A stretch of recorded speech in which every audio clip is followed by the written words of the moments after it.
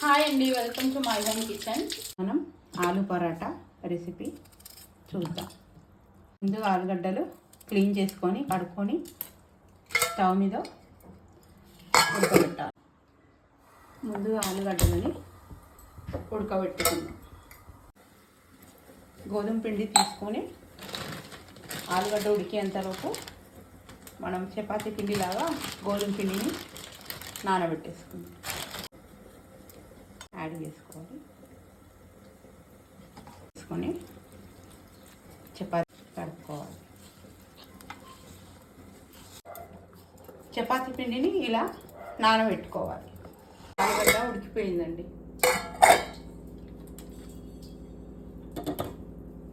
ఉడికిన ఆలుగడ్డల్లో వేడి నీళ్ళు తీసేసుకొని చల్లనీళ్ళు పోసుకోవాలి. పోసుకున్న తర్వాత ఆలుగడ్డ పొట్టంతా తీసేయాలి.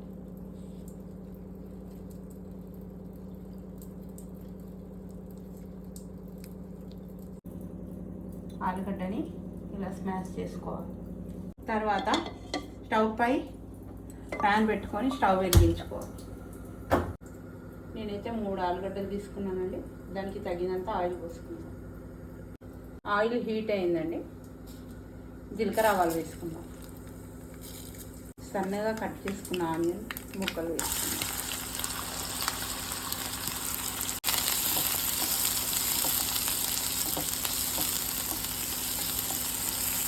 నేను వెల్లుల్లిపాయ, పచ్చిమిర్చి ఇలా సన్నగా తరుముకున్నాను ముక్కలు. ఇలాగ కరివేపాకు కూడా సన్నగా కట్ చేసుకోండి.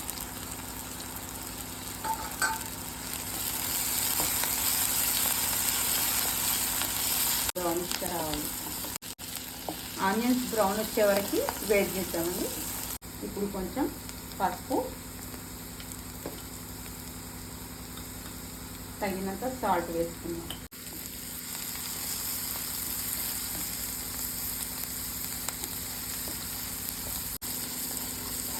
ఆనియన్స్ బ్రౌన్ అయిపోయింది. తర్వాత స్మాష్ చేసి పెట్టుకున్న ఆలుగడ్డని వేసేసుకుందాం. ఇలా ఆలుగడ్డని మంచిగా మిక్సీ చేసుకుందాం.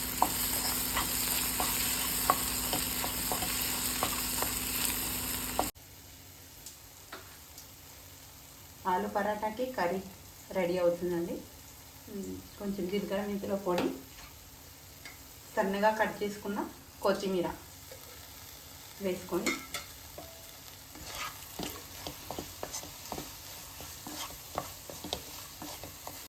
మూత పెట్టేసుకోవాలి.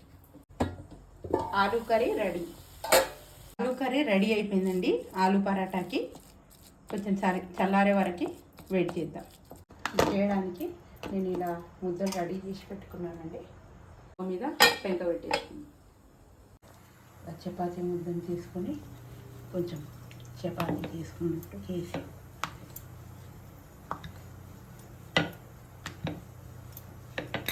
ముందుగా ప్రిపేర్ చేసుకున్న ఆలు కర్రీని ఇలా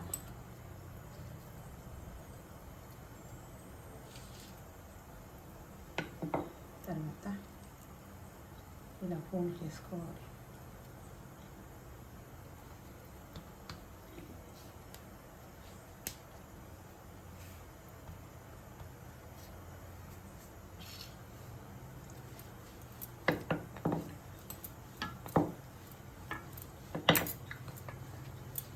రెడీ అయిన పరాటా పెంకపై వేసుకొని